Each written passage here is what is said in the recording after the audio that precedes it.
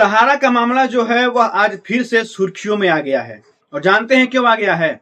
क्योंकि बीते दिनों अमित शाह आते हैं और यह घोषणा करते हैं कि लगभग सहारा के जो भी छोटे निवेशक हैं उनको 241 करोड़ रुपए लौटाए जा चुके हैं। जी हाँ, आप जानते हैं कि सहारा श्री के देहांत के बाद जो भी सहारा के निवेशक थे वो थोड़े उदास चल रहे थे कि हो सकता है कि उनका पैसा डूब जाए, उनका पैसा न मिले। लेकिन अमित शाह जी ने आकर घोषणा जब किया कि 241 करोड़ रुपए लौटाए जा चुके हैं और आगे भी पैसे लौटाए जाएंगे, तो वहीं सहारा के जो और निवेशक हैं उनके मन में थोड़ा सा उत्साह पैदा हुआ है कि हो सकता है कि उनका पैसा मिले। लेकिन बड़ा सवाल यह है कि ये 241 करोड़ रुपए किन लोगों को लौटाए गए, इसका कोई डाटा सार्वजनिक नहीं किया गया, किसी को नहीं बताया गया।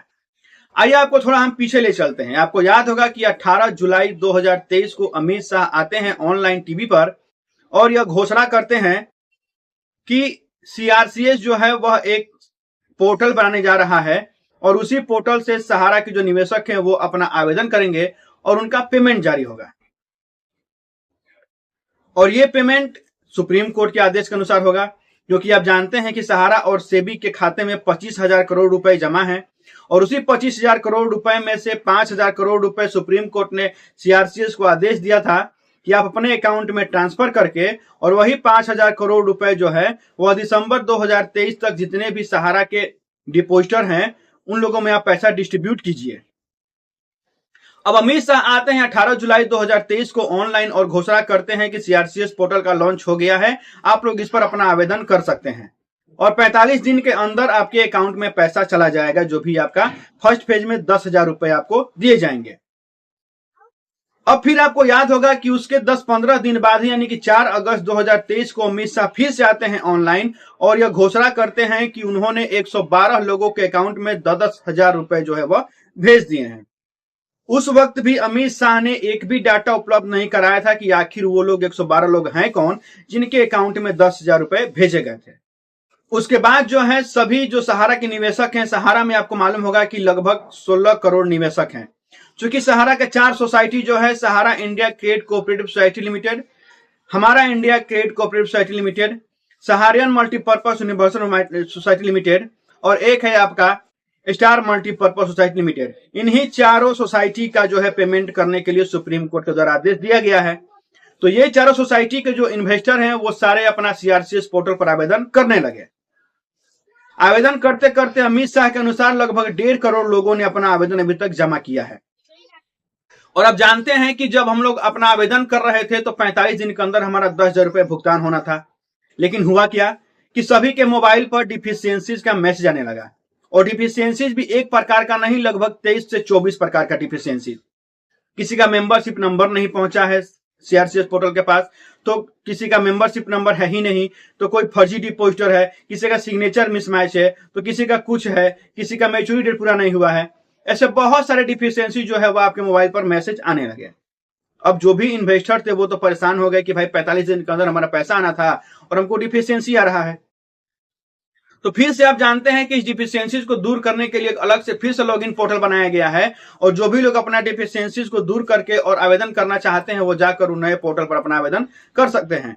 और वो भी नए पोर्टल पर आवेदन उन्हीं लोगों को करना है जिनका सहारा में जो पैसा है 19,999 रुपए तक जमा है, यानी कि 20,000 रुपए से कम जिनका पैसा जमा है वही नए पोर्टल पर अपना आवेदन कर सकते हैं और अपना पेमेंट ले सकते हैं। अब आते हैं अमित शाह का बयान पर। अमित शाह जी बोलते हैं कि 1.5 करोड़ लोग जिन्होंने आवेदन किया है उसमें से 2.5 लाख लोगों के अकाउंट में उन्होंने 241 करोड़ रुपए भेज दिए हैं। अब बड़ा सवाल यह है कि 1.5 करोड़ लोगों में 2.5 लाख लोगों के ही अकाउंट में पैसा क्यों गया है, जबकि ये जो 6 महीना मिला था भारत सरकार को कि वो ज्यादा से ज्यादा लोगों के अकाउंट में पैसा भेज सके। चूंकि 5,000 करोड़ रुपए मिले थे, आपने वो 5,000 करोड़ रुपए पूरी तरह से वसूले भी नहीं और आप डाटा दिखा रहे हैं कि आपने 241 करोड़ रुपए भेज दिए। आखिर 241 करोड़ रुपए ही आपने क्यों भेजा?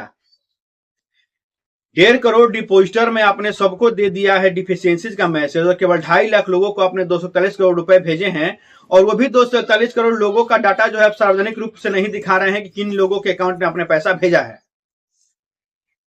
तो ये बड़ा सवाल है कि आखिर वो कौन लोग हैं, क्या लोगों को चिन्हित कर करके पैसा भेजा जा रहा है या फिर कैसे भेजा जा रहा है, यह समझने वाली बात है। आपको याद होगा कि सुप्रीम कोर्ट ने यह आदेश दिया था कि दिसंबर 2023 तक जो भी 5,000 करोड़ रुपए रिलीज किए जाएंगे, उसमें से जितना भी पैसा सहारा के इन्वेस्टर को लौटाया जाएगा और बाकी जो शेष पैसा बचेगा वह फिर से सहारा सेबी के अकाउंट में जमा हो जाएगा। तो अमित शाह जब ये ऑनलाइन आकर ये बता रहे थे कि उन्होंने 241 करोड़ रुपए जो है वह जमा कर दिए हैं, यानी कि सहारा के छोटे निवेशकों को लौटा दिए हैं, तो बाकी जो पैसा बच रहा है वो पैसा कहां है, क्या उन्होंने सहारा सेबी के अकाउंट में जमा कर दिया या फिर नहीं किया है, तो उनका आगे का प्लान क्या है, वह क्या प्लान बना रहे हैं ताकि वो कम से कम 5,000 करोड़ रुपए ही कम से कम सहारा के निवेशकों को लौटा पाए। 25,000 करोड़ रुपए जमा है सहारा सेबी के अकाउंट में, जिसमें से केवल एक छोटी राशि 5,000 करोड़ रुपए दिए गए थे सीआरसीएस को कि आप सहारा के निवेशकों में लौटाइए। लेकिन सहारा और सीआरसीएस का मामला यह है, ये इतने अभी जागरूक हैं कि उन्होंने केवल 241 करोड़ रुपए ही लौटा पाए हैं सहारा के छोटे निवेशक के, और बाकी जो है निवेशक वो अभी भी झाल बजा रहे हैं कि उनका पैसा उनको कब मिलेगा। और एक बड़ा सवाल कि जब आपको 19,999 रुपए तक ही आपको आवेदन लेना था, चूंकि आपने नया पोर्टल जारी किया है और आपने उस पे यह कहा है कि अभी केवल 19,999 रुपए तक ही जिनका पैसा जमा है वही सीआरसीएस पोर्टल पर रीलॉगिन कर पाएंगे। जब आपको यही करना था तो फिर आपने शुरू में जब आपने सीआरसीएस पोर्टल लॉन्च किया था तो उस समय आपने सबसे आवेदन क्यों ले लिया? आपने उस समय ही क्यों नहीं कहा था कि जिनका केवल 10,000 रुपए तक ही जमा है वही केवल ऑनलाइन करें, उनका पेमेंट डिस्प्यूट करने के बाद फिर आप बोलते कि 20,000 तक आवेदन करें, फिर आप आगे बढ़ाते।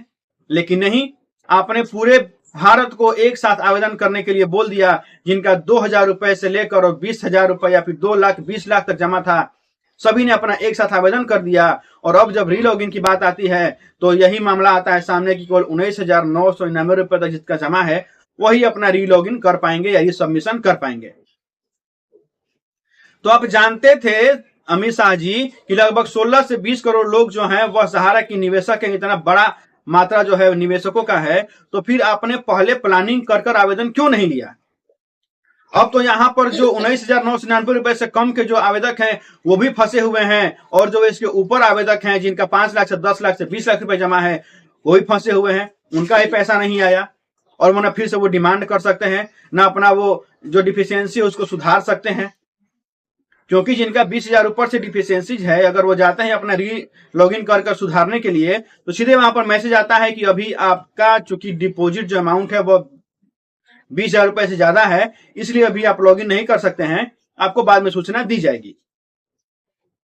तो जो अमित शाह की खामियां हैं वो आकर वो ऑनलाइन नहीं बताते हैं, वो उसके बारे में चर्चा नहीं करते हैं, लेकिन जो उन्होंने पैसा दे दिया वो भी पैसा किसको दिया है वो कोई ठौर ठिकान नहीं है, उसको लेकर आते हैं और अपना पीठ थपथपाते हैं और बताते हैं कि हमने 241 करोड़ रुपए निवेशकों को दे दिए। वो निवेशक कहां है, कौन है, किसी को पता नहीं है। क्योंकि आप सब जानते हैं कि लोकसभा को चुनाव आने वाला है, तो हो सकता है कि आपको लुभावने वादे दिखाने के लिए अमित शाह ऐसा कर रहे हो, लेकिन अमित शाह एक बात आप याद रखिएगा कि केवल 2.5 लाख ही जमाकर्ता नहीं है सहारा में जो आपको वोट देने वाले हैं। यहाँ पर 16 से 17 करोड़ जमाकर्ता है सहारा इंडिया के जो अभी त्रस्त हैं और जो आपसे अभी गुहार लगा रहे हैं कि उनका पैसा उनको वापस दिया जाए। और हो सकता है कि लोकसभा के चुनाव में ये 16 करोड़ लोग आपको अपने वोट से आपको जवाब दें। तो आगे से अमित शाह से अनुरोध होगा कि जब भी आप ऑनलाइन आइए और अपना पीठ थपथपाइए, उसके पहले आपको एक काम करना होगा कि पहले आप डाटा लाइए कि आप प्लानिंग क्या कर रहे हैं, कैसे आप प्लानिंग कर रहे हैं कि सारे डिपॉजिटर का पैसा लौटाया जा सके। जो भी सहारा के डिपॉजिटर हैं उनका पैसा आप कैसे लौटाएंगे, इसका प्लानिंग लेकर आइए और हमारे साथ साझा कीजिए। और दोस्तों एक बात और सामने आ रही है कि ये सारा खेल क्यों खेला जा रहा है। यह सारा खेल इसलिए खेला जा रहा है ताकि सहारा का पेमेंट जो है वह सहारा के ऑफिस से होने लगे। क्योंकि आप जानते हैं कि सहारा श्री के निधन के बाद बहुत सारे सहारा के ऑफिस ऐसे हैं जो अभी बंद हो चुके हैं और बंद होने के कगार पर भी हैं। तो सहारा को फिर से चलाने के लिए यह सारा खेल खेला जा रहा है, पेमेंट बाधित किया जा रहा है ताकि सुप्रीम कोर्ट में यह बताया जा सके कि ऑनलाइन पेमेंट करने में दिक्कत आ रही है, ऑफलाइन पेमेंट किया जाए और सहारा के ब्रांच से पेमेंट किया जाए। और अब जानते हैं कि जब सहारा के ब्रांच से पेमेंट जब चालू होगा तो सहारा के ब्रांच पर फुटफॉल बढ़ेगा और वहां पे लोग जाएंगे अपना पैसा लेने के लिए। और जब वहां पर लोग जाएंगे पैसा लेने के लिए तो आपसे फिर यही कहा जाएगा कि अगर आपका 20,000 रुपए है तो उसमें से 10,000 आप री इन्वेस्ट कीजिए, 10,000 पैसा अपना ले लीजिए। इससे दो फायदा होगा, सहारा का ब्रांच जो है वो फिर से चल पड़ेगा और ज्यादा बॉडी में नहीं आएगा पैसा देने के लिए। सहारा का जो आप डिपॉजिट आप कीजिएगा, आधा पैसा अपना उसमें डिपॉजिट कीजिएगा, तो फिर से सहारा ब्रांच जो है वो खड़ी हो जाएगी, फिर से सहारा ब्रांच जो है वो चलने लगेगी। तो अगर ऐसे ही पेमेंट करना है तो हमारा अनुरोध है अमित शाह जी से कि वो यही आकर घोषणा कर दे कि अब हम लोग पेमेंट आपका सीआरसीएस पोर्टल से नहीं देंगे, आप लोग जाइए अपना सहारा इंडिया से पेमेंट लीजिए। तो हम लोग ब्रांच पर जाते, वहां पर हम डिमांड करते, वहां पर अपना पैसा हम लेते। लेकिन ना तो अमित शाह हमको ऑनलाइन सीआरसीएस पोर्टल से ही पैसा दिलवा रहे हैं और ना ही सहारा इंडिया ब्रांच से ही हमारा पेमेंट दिलवा रहे हैं। ये बस आते हैं ऑनलाइन अपना पीठ थपथपाते हैं कि हमने 241 करोड़ रुपए दे दिए तो हमने इतना करोड़ रुपए रिलीज कर दिए, लेकिन एक भी डाटा वो यहाँ पर ऑनलाइन नहीं करते हैं, सार्वजनिक नहीं करते हैं, जिससे कि हम जान सके कि वास्तव में किसी का पेमेंट हो रहा है या फिर नहीं हो रहा है। क्योंकि मैंने अभी तक तो YouTube पर मैंने इतना वीडियो देखा और मैंने वीडियो डाला भी है, मैंने एक भी वीडियो ऐसा नहीं देखा कि जहां पर कुछ लोग आकर यह बता रहे हो कि हाँ उनके अकाउंट में पैसा आया है। जिसको देखिए वह त्रस्त है, वह पैसे के लिए रो रहा है कि मुझे पैसा नहीं आया, मुझे पैसा नहीं आया। तो आखिर वो लोग हैं कौन जिनके अकाउंट में पैसा जा रहा है?